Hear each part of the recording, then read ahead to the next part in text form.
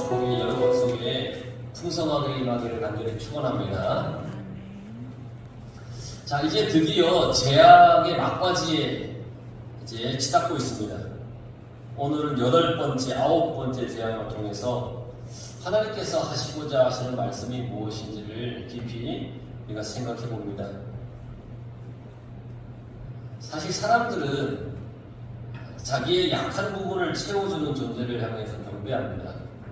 나에게 약한 부분을 채워줄 수 있는 그 존재, 약한 부분에 대해서 사람들은 두려워하기 때문에 그걸 보강해주고 채워주기를 바랍니다. 애국도 마찬가지입니다. 그들은 나일강을 숭배했고 또 개구리를 숭배했어요. 그리고 오늘 나오는 메뚜기를 피하기 위해서 세라피스라고 하는 신을 그들이 섬겼습니다. 그리고 애국에서 최고의 신으로 추앙받는 라라고 하는 태양신을 믿고 있었습니다. 그러니까 애국은 참 많은 신을 섬기고 있죠. 그런데 하나님께서 애국이 그토록 섬기고 믿는 그 신, 그 우상을 계속해서 무력화시켰어요. 그들이 믿는 믿음의 그 대상이 되었던 그 우상의 형상과 우상의 어떤 상징들을 무력하게 만드셔서 그들이 믿는 것이 헛되다라고 하는 것을 분명히 보여주고 계시죠. 그렇게 함으로써 하나님 외에는 그 어떤 것도 믿음의 대상이 없다. 이걸 가르쳐 주시고, 이스라엘을 지키시는 하나님이 모든 것을 다스리는 분이다. 이것을 애굽의 모든 사람들에게 알게 해주시고, 뿐만 아니라 이스라엘 민족들에게도 그것을 알게 해주기 위해서 이러한 재앙을 내려주셨습니다. 하나님께서 이토록 바로의 마음을 완강하게 만들어서 이스라엘을 내보내지 않고 계속 재앙을 당하게 하신 목적이 분명히 있습니다. 우선은 하나님의 표징을 그 애굽에게 보여주기 위해서입니다. 자기들이 최고라고 생각하고 있는 교만한 애굽에게 그 하나님의 이 재앙과 표징들을 보여줌으로써 그들이 믿고 의지하던 그 신, 그 우상이 아무것도 아님을 보여주는 겁니다. 그리고 하나님의 권능을 나타내 보이기 위해서입니다. 그런데 또 다른 이유가 있습니다. 그게 2절 말씀이 나오는데, 내가 그들 가운데 행한 표징을 내 아들과 내 자손의 귀에 전하기 위함이라. 하나님께서 이렇게 재앙을 내리고 표징을 보여주시는 이유는 뭐냐면, 너희는 내가 여호와인 줄 알리라. 그동안 애굽에서 종살이 하느라 하나님에 대해서 다 잊었던 이스라엘에게 하나님의 존재를 알리고, 그리고 하나님을 믿고 섬기도록 하기 위해서다라는 겁니다. 400년 동안 종살이를 했으니까 잊을 대로 다 잊었겠죠. 하나님에 대해서. 애굽 땅에서 섬기는 애굽의 우상을 그들도 모르는 사이에 은연중에 다 받아들이고 그걸 섬기던 이스라엘 백성들이었을 거예요. 그러니까 하나님은 아니다, 그게 아니다, 내가 여호와 하나님이다, 이것을 이스라엘에게 분명히 가르쳐 줘야 되고 알게 해 줘야 됐기 때문에 이 표징들을 통해서 하나님을 나타낸 겁니다. 그리고는 하나님께서 분명히 말씀하셨어요. 내 아들과 내 자손의 귀에 전하기 위함이다. 이제 이스라엘이 출애굽을 해야 할 텐데 그들이 하나님의 능력을 깨달아야만 합니다. 하나님의 능력을 깨닫고 알아야만 하나님이 이끌고 가실 때 순종하면서 갈 수가 있습니다. 하나님의 능력을 인정하지 못하고 온전히 깨닫지 못하면 그들이 출애굽을 할 수도 없고 훗날 광야의 삶을 살아갈 수도 없습니다. 하나님을 의지해야 되는 겁니다. 이것을 하나님께서는 보여주시고 깨달아 알게 하기 위해서 이스라엘 백성들이 있는 그 애굽 땅에 재앙을 내리시면서, 이스라엘에 있는 고센 땅에는 재앙을 내리지 않고 그들로 하여금 보아라, 너희들이 400년 동안 믿었던 섬겼던 그 우상들이 오히려 재앙의 골칫덩어리들이 되었지 않느냐? 이것을 보여주시는 거예요. 하나님께서 이스라엘을 해방시키기 위해서 얼마나 놀라운 일들을 행하셨는지를 그 후손들에게 전하라는 겁니다. 이것은 오늘날도 마찬가지입니다. 우리도 우리의 후손들에게, 자녀들에게 하나님의 말씀을 가르쳐야 되는 겁니다. 나만 믿으면 된다가 아니라 후손들에게 여러분이 믿는 그 하나님을 전해야 되는 거예요. 전해야 되는 거예요. 하나님께서 우리에게 보이시는 놀라운 일들은 우리가 반드시 전해야 할 믿음의 유산인 겁니다. 여러분 속에 있는 구원의 확신, 이것은 내가 전해야 할 아주 소중한 믿음의 유산인 겁니다.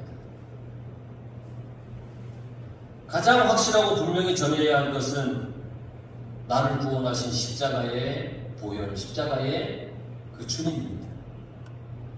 눈으로 보이는 신비한 능력도 있지만 내가 십자가의 보혈로 구원받은 은혜 입은 사람이라는 것을 반드시 전해야 된다는 거예요. 이런 하나님의 생각을 가지고 모세와 아론은 바로에게 다시 나가서 이스라엘 백성들을 내보내달라고 요청을 해요. 그리고는 변함없이 하나님의 분명한 뜻을 전합니다. 내 백성을 보내라. 그들이 나를 섬길 것이다. 재앙을 내리시기 전부터 시작해서 하나님은 바로에게 끊임없이 내 백성을 보내라. 그들이 나를 섬길 것이다. 또 재앙이 내렸을 때 아이고 나가십시오. 나가세요. 그러다가 재앙을 거두시면 변함없이 그 바로의 마음이 완악해서 언제 그러는 듯이 못 나가. 그랬다가 또 재앙 앞에 또 그러겠다고 이것을 계속해서 반복했습니다. 그러니까 이런 하나님의 요구를 바로가 계속해서 따르지 않으니까 이번에는 메뚜기를 보내어서 애국을 초토화시키겠다고 말씀하시는 겁니다. 어느 정도의 메뚜기를 보내느냐면 이 메뚜기가 온 땅을 다 덮어서 사람이 땅을 볼 수 없을 것이라고 했습니다. 땅을 봤는데 땅이 안 보여요. 뭐가 보이냐? 메뚜기만 보여요. 메뚜기 때문에 땅을 볼 수 없다? 여러분 상상을 해보세요.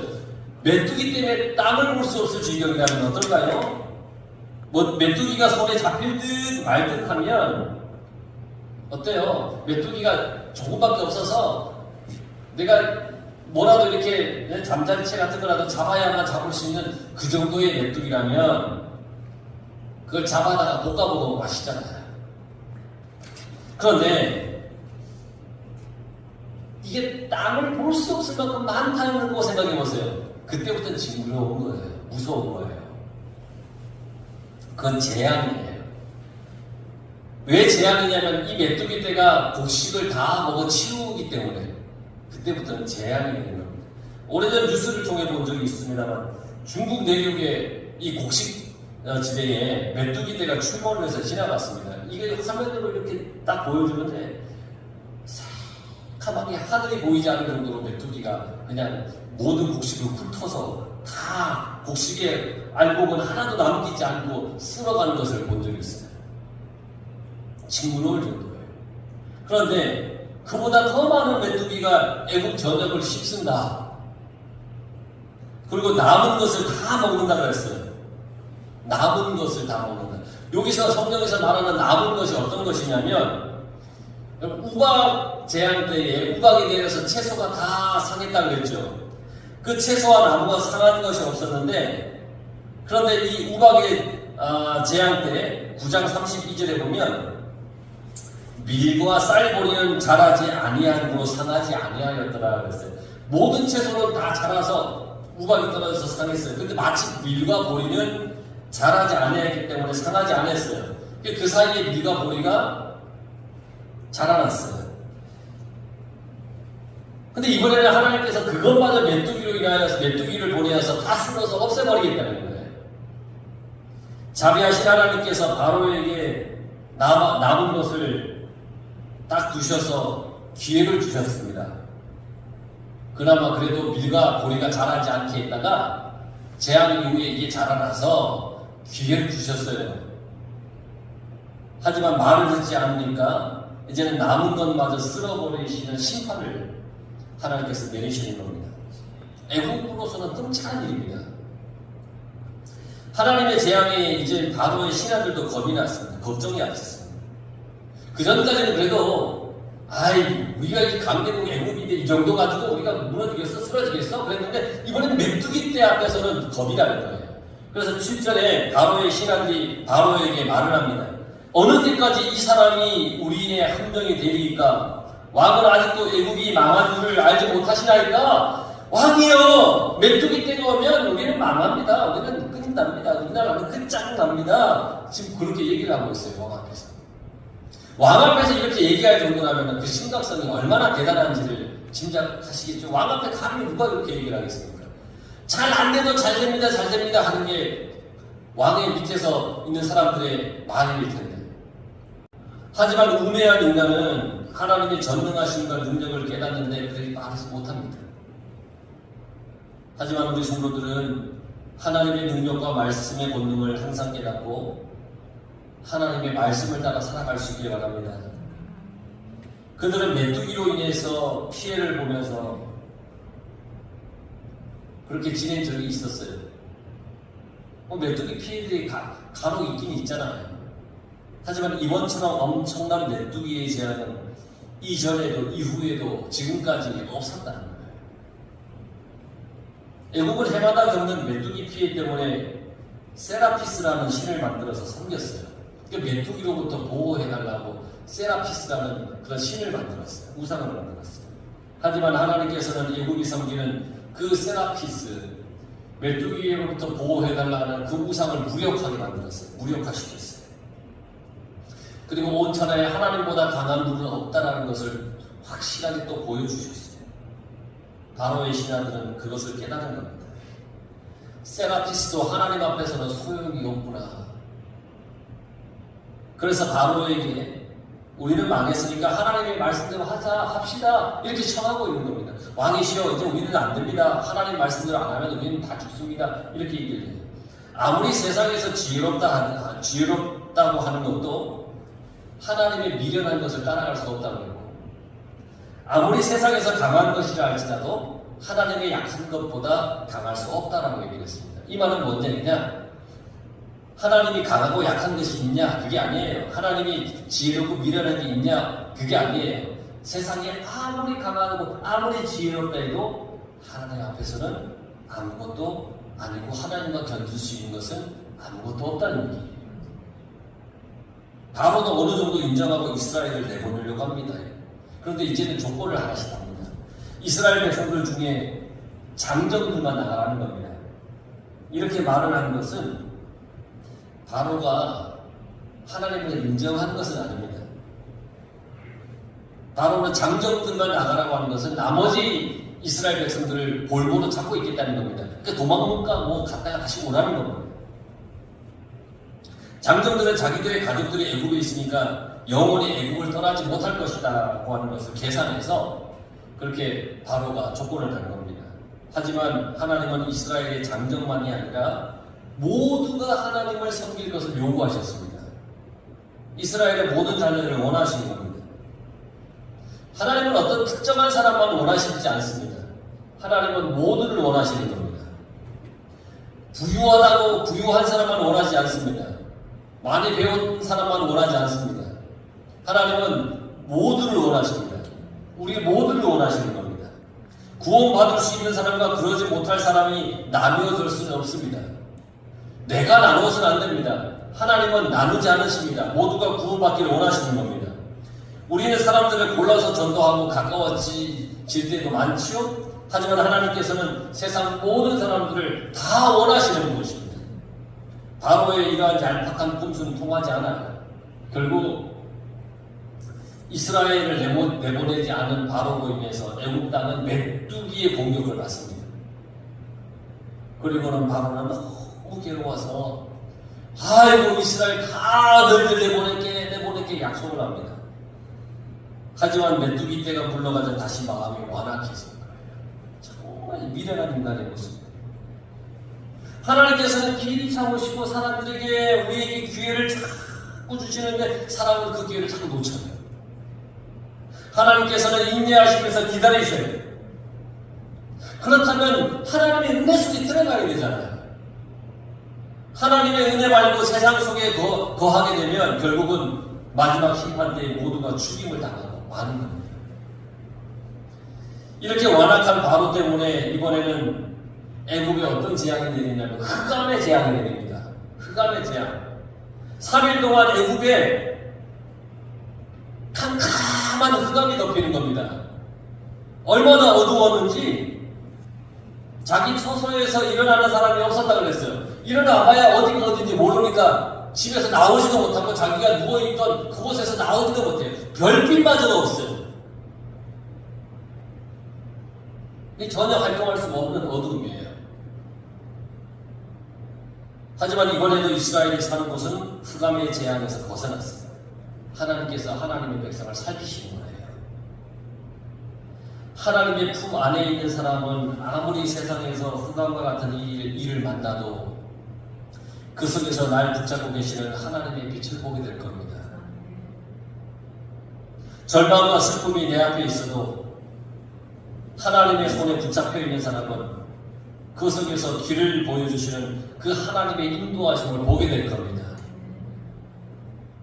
흑암의 재앙 속에서 이스라엘이 거주하는 곳에 빛이 있었다는 것을 우리는 늘 기억해야 됩니다.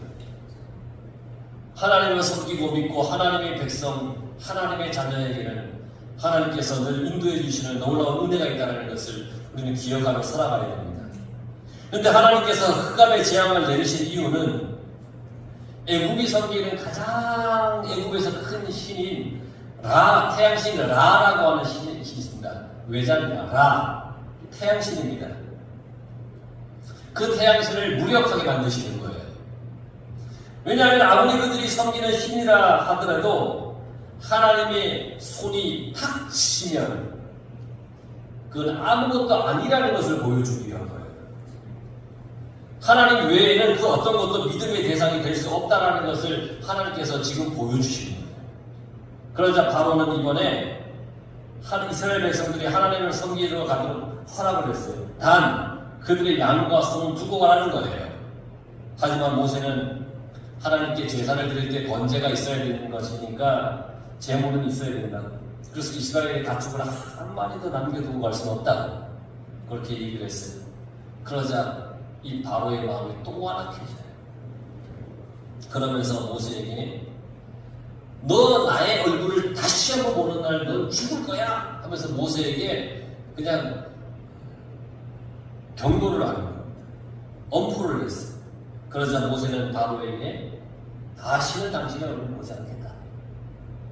그렇게 하면서 떠났습니다.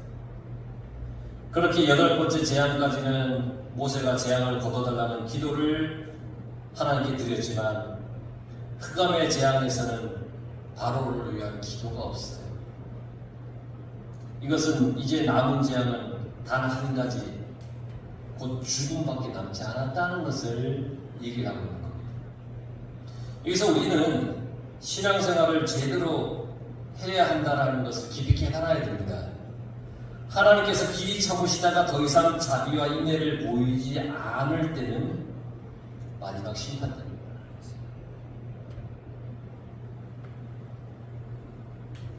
그런데 그 심판의 때는 아는 사람이 아무도 없다고 그랬습니다. 그래서 우리는 우리의 삶을 통해서 우리를 깨닫게 하시는 하나님의 말씀을 잘 알아야 됩니다. 하나님의 말씀이 기억날 때 감사하면서 하나님 은혜 안에 살아가야 됩니다. 세상에서 하나님 말고 믿을 수 있는 것 여러분 있다고 여겨주십니까? 안 됩니다. 만약 그렇게 생각한다면 그 사람의 인생은 하나님의 재앙으로 뒤덮일 거예요. 우리는 오직 하나님만 섬기며 살아가야 됩니다.